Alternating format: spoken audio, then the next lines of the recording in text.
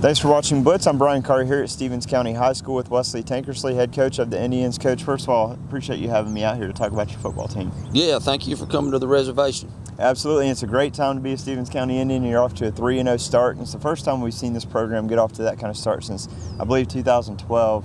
I believe at this point you got to be excited about what you're seeing from your guys, right? Yeah, we're definitely excited about it. I mean, we have in the past, since I've been here, my first year, we started off fairly well. I mean, we were 4-2, and then last year we were 4-1. So, not necessarily unusual the last few years for us to start off well. I think for us, right now, it's just trying to continue to get better each and every week because our region is so tough.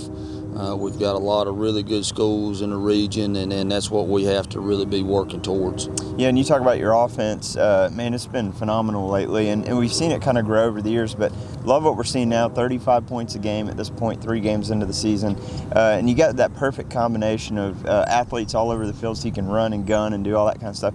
How much of your success has been built on being able to predicate an offense like that?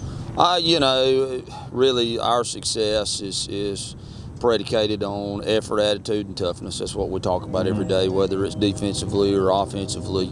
We're just trying to preach those attributes to our kids every day, and hopefully that comes across in their play offensively or defensively, and special teams wise. I mean, we just want them to have, great effort and a great attitude and be tough. And if we feel like we can do those things on either side of the ball, we're going to be successful. Yeah, and when you took this position at Stevens County, I imagine that this is kind of what you were hoping for, is to have that combination of great athletes out on the field where you can have that kind of offense, especially behind a guy like Ben Stowe. You got Cam Lacey, who's a home run threat every time he touches the ball, it seems like, and then at running back Tyson Everett. So how much do you kind of feel like those 3 guys add to the flexibility and I guess the ingenuity of the offense? Oh, yeah, I mean, those guys have been great. I mean, you got Corey Ritchie, you got TJ Everett. I mean, we got a lot of guys that can do something with the ball when they get it in their hands. So that definitely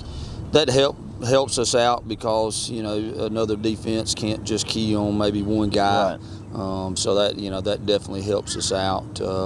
In game planning and that sort of thing. And it's just about like anything. I mean, last week we felt like we struggled a little bit offensively early on compared to the couple of weeks before. But, some of that was we just didn't make some of the plays that we had been previously making, some of the catches or, some of the blocks or runs. So, it's all, when you get a chance to make a play, our kids have to make the plays, and thus far, for the most part, they've done that. Yeah, and the good thing is, like you say, the offense struggled just a little bit in the last game, but when you have a defense like you've got as well, so not just the offense you got going, but the defense, 10.7 points per game so far, really stingy. Love what we're seeing out of guys like Quina Martin, and Vidal Fleming is having a big season as well. Talk about how excited you are for what the defense is bringing you right now. Yeah, the defense is playing well. Once again, I mean, we just didn't feel like we played very good last week in the first half. Second half, we came out and did what we were supposed to do. But offensively and defensively, I mean, we're doing well.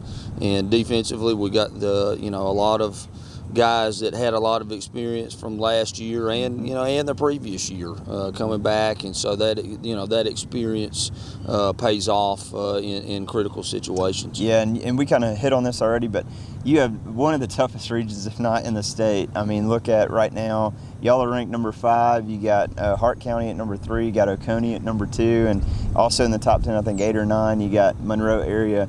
Do you talk to the guys about just trying to stay focused on the task at hand, and how are you kind of preaching to them about what to expect for the region part of the schedule? Well, like I said, I mean, we've had some fairly good starts the last couple of years, except for 2 years ago.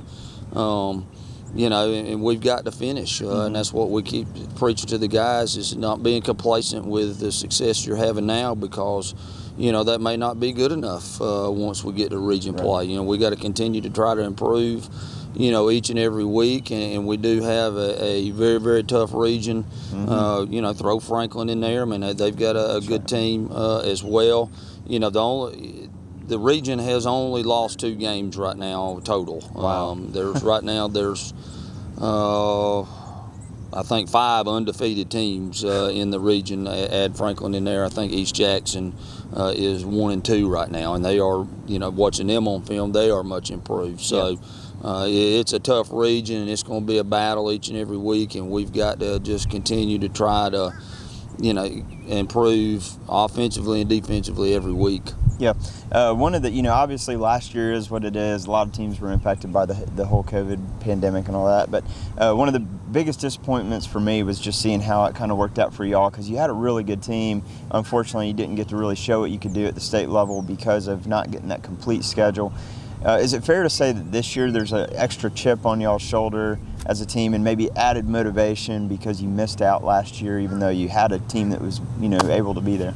We haven't talked about that very much as a team, but I would think there probably is. I don't know, coaching staff wise, there definitely is. But and some of that was our own fault. I mean, we messed up in our first 2 region games and didn't play well, and then we had COVID hit, and it didn't give us any chances to make up for those mistakes, but this year's a different year, and you're still having to, unfortunately, we're still having to deal with COVID stuff. So, it is a little bit different in how everybody's dealing with it this year. I mean, it's more on a school by school, system by system basis, on how people are dealing with it. But it's still, it's still going to impact the season, and you can see that each and every week, with the number of games that are getting canceled and that sort of thing. But we're just trying to focus from, day to day and week to week, and try to win the day, and win that game that week, and let everything else take care of itself. Well, Coach, congrats on a great start. I know there's much more to come. Can't wait to see how it unfolds for y'all. Thank you so much for having me. Appreciate it. Awesome. It's good. Thank you. Yeah.